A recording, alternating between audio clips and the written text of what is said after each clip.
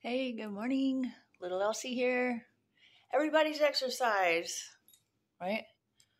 Let's do some exercise today.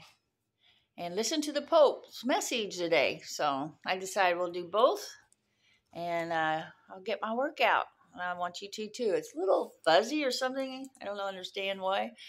But anyway, so uh let's do this. Dedicate it to our parents. How's that? Do a little exercise for our body, take care of ourselves. Here we go. Let's listen to the message of the Pope. Peace. Just do follow along, play teacher. That's what we do, play teacher. You can hear the applause from the pilgrims in St. Peter's Square as they see Pope Francis arrive at the window to begin the Angelus. Dear brothers and sisters, buongiorno. The Gospel of today's liturgy presents us a parable with two protagonists, a Pharisee and a publican, that is, a religious man and an avowed sinner.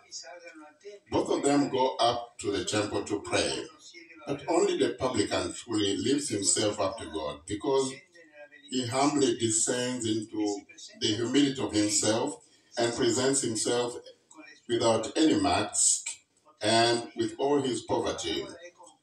We could actually say this parable lies between movements expressed by two verbs, to rise and to descend. The first movement is to rise. Indeed, the text begins by saying, two people went up to the temple area to pray. This aspect recalls many episodes in the Bible where, in order to encounter the Lord, one goes up to the mountain of his presence.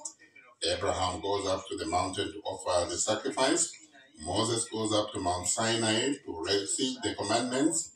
Jesus goes up the mountain where he is transfigured. To rise, therefore, expresses the need of the heart to detach itself from a dull life in order to go towards the Lord, to rise up from the plateau of our ego, to ascend towards God, to gather what we leave in this valley, to bring it up before the Lord, to rise. When we pray, we rise up. But to live this encounter with Him, with God, and to be transformed by prayer, to rise up to God, a second movement is necessary, to descend. Why? What does it mean? What does this mean? To rise towards Him, we must descend within ourselves, to cultivate the sincerity and humility of the heart that gives us an honest outlook on our frailties and poverty within. Indeed, in humility, we become capable of bringing what we are to God without pretense. The wounds, the sins, and the miseries that weigh us down in our hearts. And we invoke His mercy so that He may heal us, restore us. It's Him who can raise us up. The more we descend with humility, the more God raises us up. Indeed, the publican of the parable humbly stops at a distance. He doesn't come near. He is ashamed. He asks for forgiveness, and the Lord raises him up. Instead, the Pharisee exalts himself, self-assured, convinced that he is fine and upstanding. He begins to speak with the Lord only of himself, praising himself, listing all his good religious works, and disdaining others. I'm not like that one there. Because this is what spiritual arrogance does. Why do speakers about spiritual arrogance? Because all of us are in danger of following this. It leads us to believe yourself righteous and judge others. Spiritual arrogance is always thinking I'm better than others, better than that one. And in this way, without realizing, you adore your own ego and obliterate your God. It is an coming out which comes to oneself. It's prayer without humility. Brothers and sisters, the Pharisee and the publican concern us closely. Thinking of them, let us look at ourselves. Let us confirm whether in us, as in the Pharisee, there is the conviction of one's righteousness that leads us to despise others.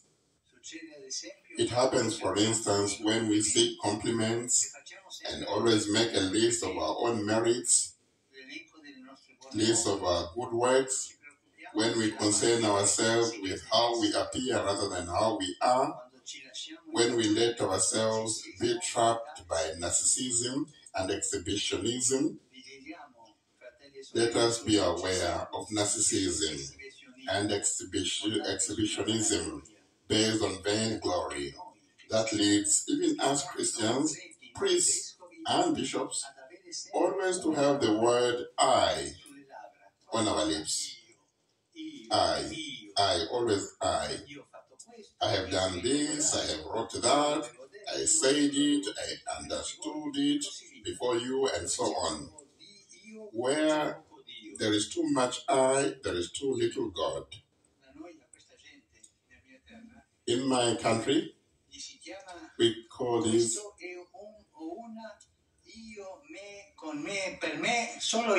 we call them I for me, with me, only for me. That's what we call them in my country. Once we're talking about a priest who was always taken up by himself, and the people always said about him that when he does incense, he turns the incense pot around to incense himself. He is incensing himself rather than God, and appears ridiculous. Let us ask the intercession of Mary, most holy, the humble servant of the Lord, the living image of what the Lord loves to accomplish, overthrowing the powerful from their thrones and raising the humble. The angel of the Lord declared unto Mary,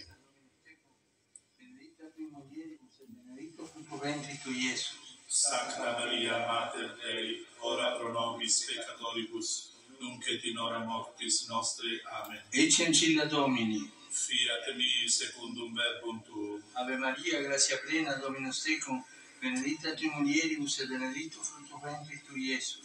Sancta Maria, Mater Dei, ora pro nobis peccatoribus, nunc et in hora mortis nostre. Amen.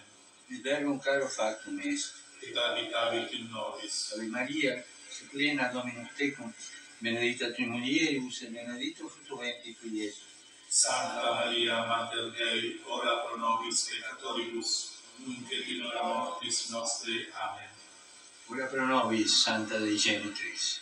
Udini efficiamur promissionibus Christi. Grazie a Tua, in questo Domine, mentibus nostris infunde, che angelo annunziante, Christi Fili Tui, incarnazione coniovim, per passione eius et crucem, a resurrectionis gloriam perducam, per Christum Dominum nostrum. Amen.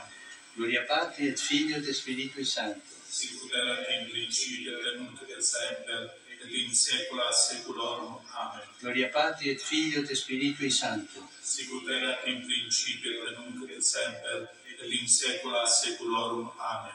Gloria Patri et Filio et Spiritui Sancto. Sicut erat in principio et nunc et semper et in saecula saeculorum. Amen. Pro fidelibus te fontis, requiem aeternam dona eis Domine. Et lux perpetua lucia Deis. Requiescant in pace. Amen. Sit nomen Domini benedictum. Et hoc nunc et usque in saeculum. Aiutorium nostrum in nomine Domini. Qui fecit caelum et terra. Benedicat vos omnipotens Deus, Pater et Filius et Spiritus Sanctus. Amen. So we just received the papal blessing after reciting the Angelus in Latin. Now, dear brothers and sisters, we celebrate today the Universal World Mission Sunday, whose theme is "You shall be my witnesses."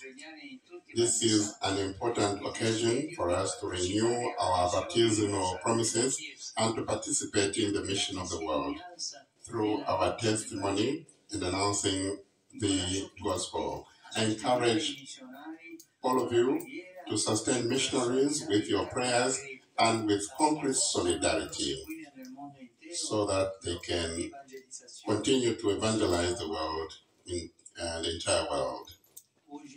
Today, we open the official registration for the 87th World Youth Day, which will take place in Lisbon in August 2023.